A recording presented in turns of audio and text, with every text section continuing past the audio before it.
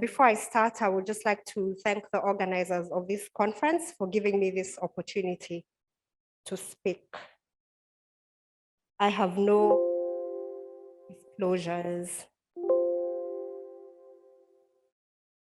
Okay, so I will quickly start with an introduction, giving the background for this talk. We all know that histocompatibility is essential for transplantation. And we've seen from Professor Naika's talk that a good match minimizes immunological rejection of a graft. Aside from matching the HLA antigens, you also need to ensure that the recipient does not have any donor-specific antibodies, because this also play a role in graft rejection. Currently, the histocompatibility and immunogenetics testing in Kenya are outsourced to various labs who actually send the specimens to South Africa and India. And we know that as we're expanding our transplant capacity, we also need to increase build capacity and expertise for testing locally so that we can support the solid organ transplant programs, and in the near future, the stem cell transplant programs. So I'll spend the next few slides.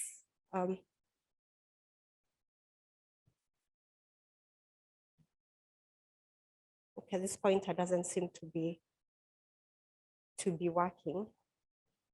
Okay, it's back. So this will be the outline of my talk, a brief overview of HLA, and then describe its importance in transplantation. And then I'll talk about the methods of HLA typing and the aim of HLA typing.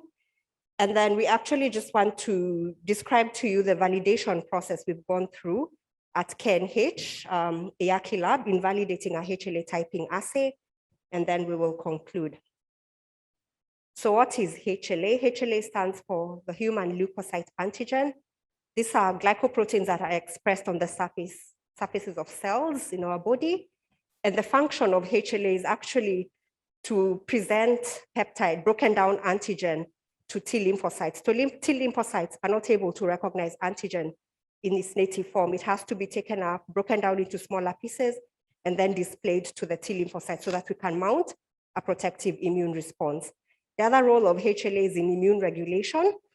I'm sure we all know that as much as the T lymphocytes need to recognize antigen displayed by HLA, it has to be one's own HLA presenting that antigen.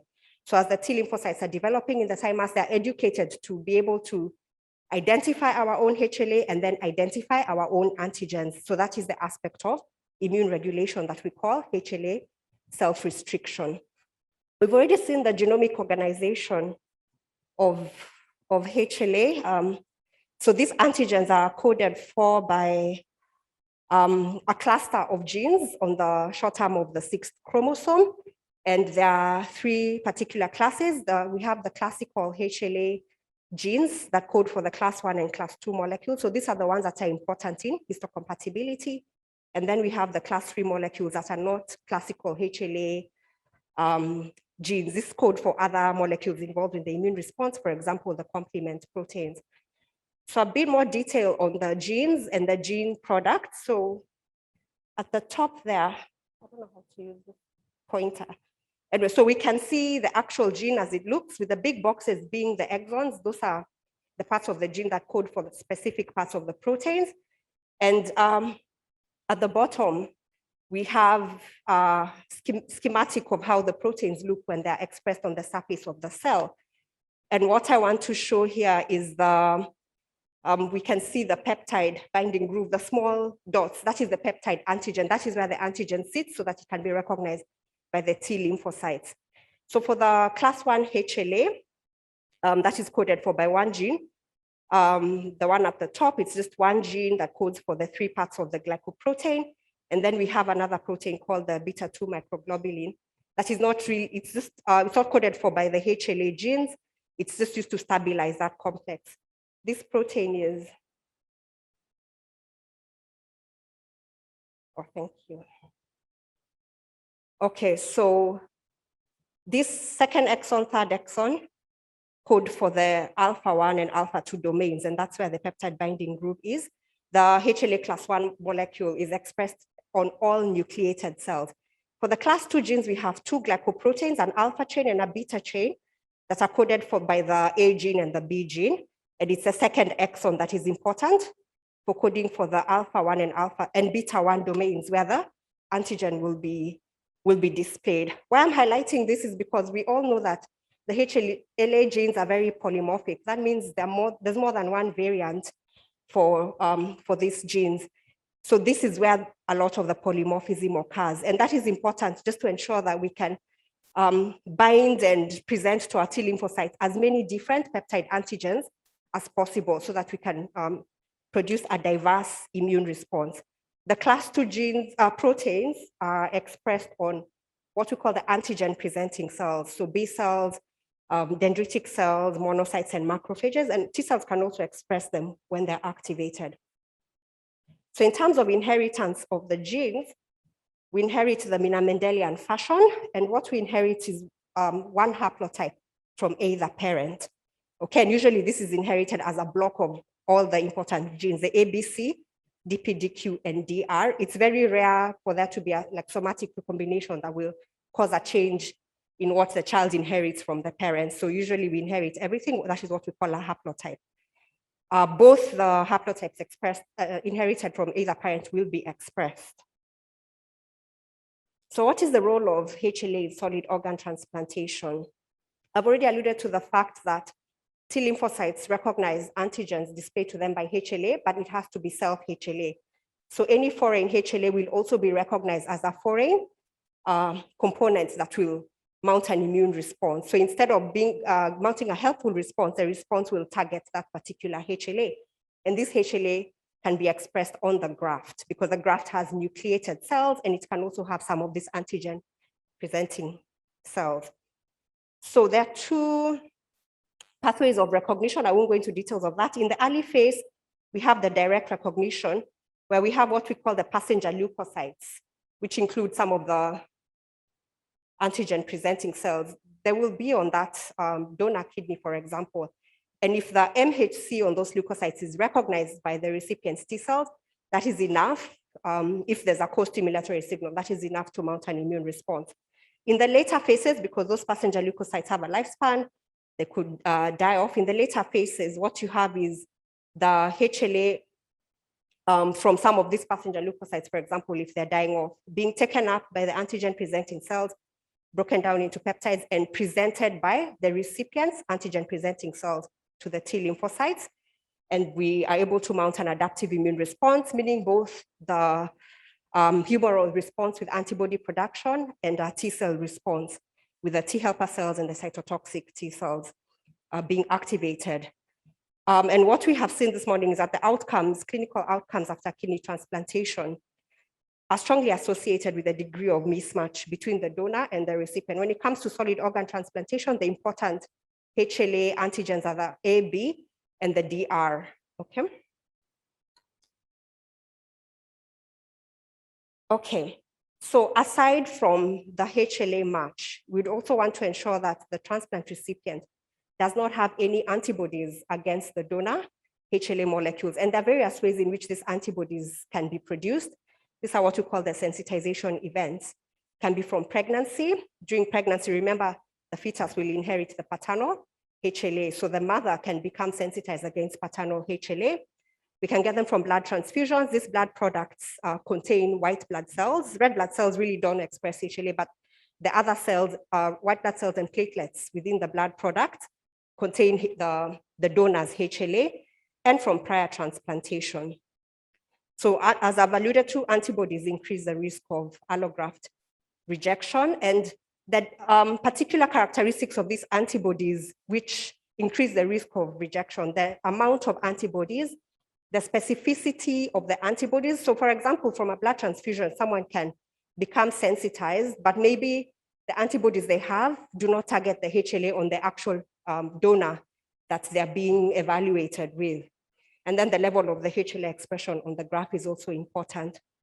And this image is just to highlight the importance of the donor-specific antibodies against the HLA on the donor, and the characteristics. For example, if it's a complement binding antibody, that portends even a more severe graft rejection reaction with a markedly reduced lifespan of the graft.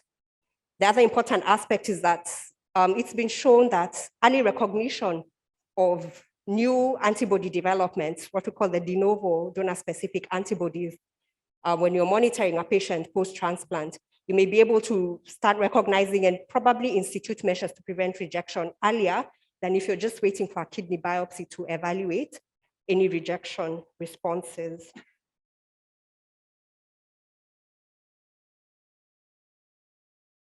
Okay, looks like that's a blank slide. So now I'll come to HLA typing, now that we know the basics of HLA. So this is the process of identification of either these molecules or the genotype of HLA within an individual. And usually we perform this for both the donor and the recipient, and then compare the two to look at the degree of match or mismatch.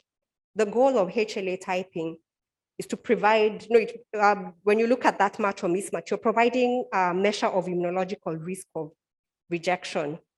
And the aim basically is to ensure that the transplant recipient can keep that transplanted organ for the longest amount of time.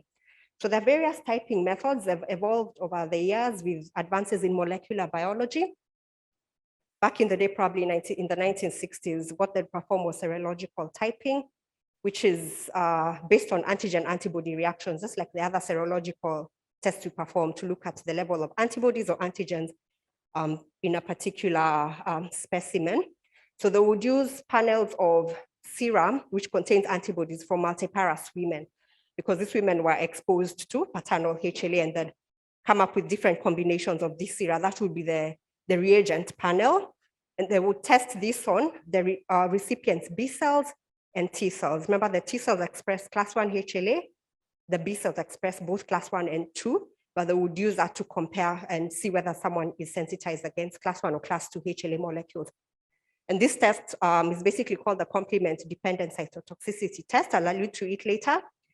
But because of, it's a very, I don't know that's a finicky test, very time-consuming test. It's difficult to maintain stability in these panels of antisera. Now they have come up with molecular typing methods, which basically look at the variation at the level of the DNA sequences. So there are three major types of molecular typing methods. There are two that are based on PCR, and then the third type is based on sequencing.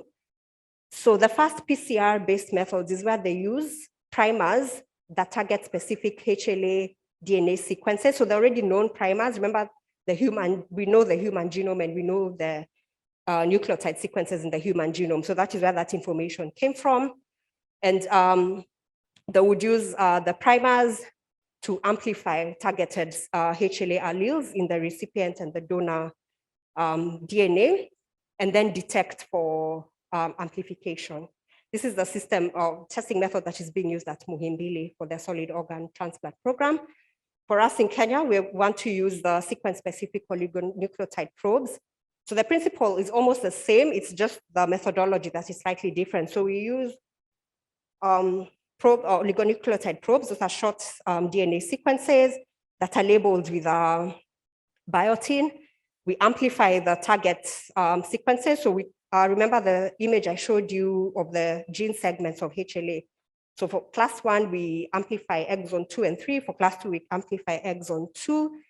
And then denature the DNA so that you have single strands and hybridize them to the probes.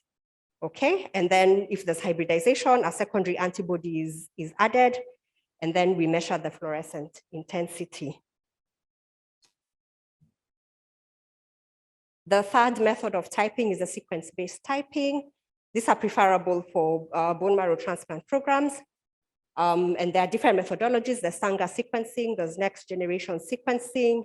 The West is now moving to what we call third generation sequencing. So this is just to show you what a HLA type looks like depending on the testing methodology.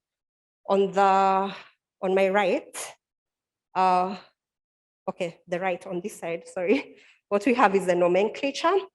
So usually there'll be the prefix HLA and then the particular gene. So this could be A, B, or the DR, and then a separator and an allele group. So the allele group is just used to identify that particular allele, let me say, depending on the nucleotide sequence that is there.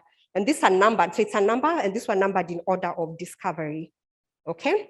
And in terms of polymorphism, for the class 1 genes, there are more than 9,000 variants. For the class 2, there are more than 3,000. So the numbers can go on and on. So serological typing and the PCR-based SSO and SSP typing will give your type at this level, at the allele group. High-resolution typing or sequence-based typing will give the particular protein. So remember when your basic biochemistry, once you have the nucleotide sequence, you know what amino acids that will translate into, and then the particular protein. So only sequence-based typing can give you this level of resolution. That is what we call high-resolution typing. So for serological and the PCR-based ones, we call this low-resolution typing. Low-resolution typing is enough for solid organ transplantation. So on this side, we see what the typing will look like. So serological will just give you the allele. For the PCR-based typing, it can give different proteins, but it's not enough to differentiate. For example, 2902 from a 2904 or a 2908, okay? So it gives a string of alleles. However, secondary panels can be added to the SSO and SSP typing to enable high resolution. For the sequence-based typing, it's very exact. It gives you the actual protein. Okay, when it comes to the antibody screening and identification, there are various assays that are available. Some are cell-based, meaning we use the donor lymphocytes and test the recipient serum for antibodies against the HLA on the donor lymphocytes. And 2 panels are usually tested, one on B cells and one on T cells. There's one assay where they add complement. If you remember the complement system, once there's an antigen-antibody complex that can activate complement, whose major effector function is to cause cell lysis, okay?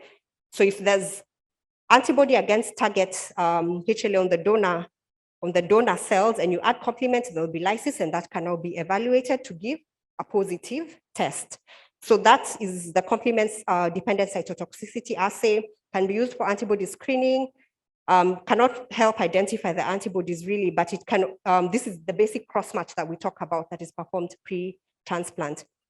A better, more sensitive assay is the flow cytometry based cross-match, where they still use the donor lymphocytes. And if you get binding of antibodies onto the HLA, we add a secondary antibody that is conjugated to a fluorescence tag, and then we analyze by flow cytometry. So it's more sensitive and less subjective than the cross-match, the CDC cross-match. For the CDC cross-match, one would need to quantify the number of lysed cells and actually just count. So it can be subjective depending on who is doing the counting. And then there are solid phase assays. There are ELISA-based assays, but those are not preferable. What's preferable is these assays where they have purified HLA antigens adsorbed onto polystyrene beads, and then the rest of the testing is the same. So incubate this with the patient sera, the recipient sera, allow for binding, add your fluorescent labeled secondary antibody. So this is anti-human globulin. So it's an antibody against human antibody, so it will bind onto that complex. Okay, I've alluded to the patient-donor cross-match. The principle is similar to what I've mentioned in the antibody screening. Differentiation in terms of what this test is just depends on when it is being done and why it is done. So this is the test, the basically antibody screen that is performed immediately before transplant, and a positive cross-match actually would mean that that donor is the organ from that donor is contraindicated, because this would end up causing hyperacute rejection. So now that we've mentioned the basics of HLA, why HLA is important in transplantation, and the different testing methods, both for HLA and the antibodies, I'm just going to give a brief overview of what we have done to validate this testing at KNH. So validation or verification of tests is an important aspect of implementation of a new lab test for patient testing. So all lab tests, even just a basic UEC panel, has to be verified or validated before we introduce it for patient testing. The terms are used interchangeably, although they're slightly different. For validation, that would be for a completely new test. So for those of us using commercial reagents, we're not developing our own tests in the lab. Usually the manufacturer has already validated the test to give specific performance characteristics. And what you want to ensure is that this test is able to produce reliable results for the intended application. So for the, you can make the right diagnosis using that test. So those are usually done by the manufacturer.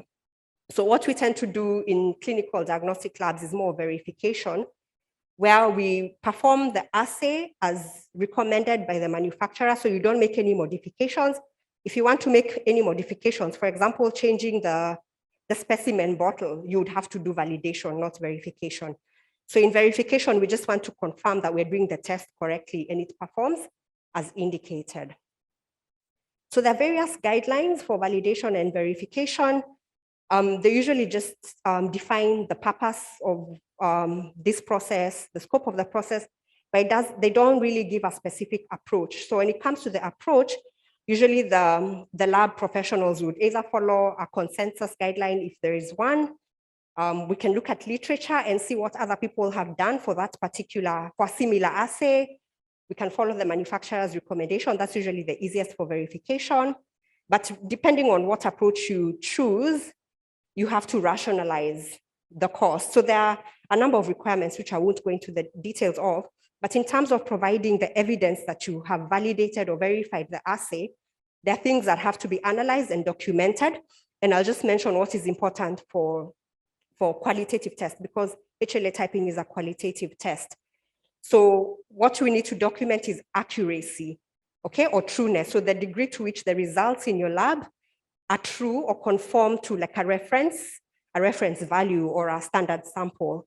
So can you detect what the test says you can detect? The other important aspect is precision, which just looks at the degree of similarity between repeated assays. So for example, if you're doing one assay, you can test one specimen 3 times and see how close the results are. Or you can repeat that assay on the same specimen a few days later to see whether you're getting similar results. You can also compare results from 2 different technologies to see the similarity. So reproducibility of the results. So this is the approach that we chose to follow at KNH. We evaluated post-transplant patients who are undergoing follow-up in the renal clinic. Our sample size was 10 patients. We're still in the process of doing this. We haven't really completed it. So we used residual samples. So as they're undergoing follow-up, there's some tests they're usually sent for, and we used residual specimens for this. So we took whole blood in EDTA. That's important because in the validation process, you need to use the actual specimens that you will be using for your clinical testing. And that is what we intend to use. And then the rest of the slide just gives the details of how we went about performing the testing. I won't belabor you with that. So we ran 4 batches. On the first day, we tested 3 patients, and then 1, and then 7, and then 1. And then our approach to analysis was just to look at the concordance of our results to the previous testing that was done. So remember I mentioned that currently we outsource all tests to India or South Africa.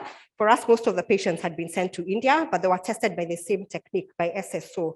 So we just compared our results and the previous test results. We are yet to do the precision assays. So these are our results. So one column just shows what our results of the specific alleles. And remember, this one is one allele, and this is the other one. So probably maternal and the paternal. And we compared these results to the other testing labs. We were successful in typing all the samples, so there's no sample that failed. And all our samples were consistent with the previous typing. So there was 100% concordance. So what are we telling you? We basically just want to tell you that at the KNH Yaki Transplant Lab, we have successfully verified a HLA typing assay, and we are ready to introduce this test as a clinical service. So you no longer have to think about outsourcing to India or South Africa.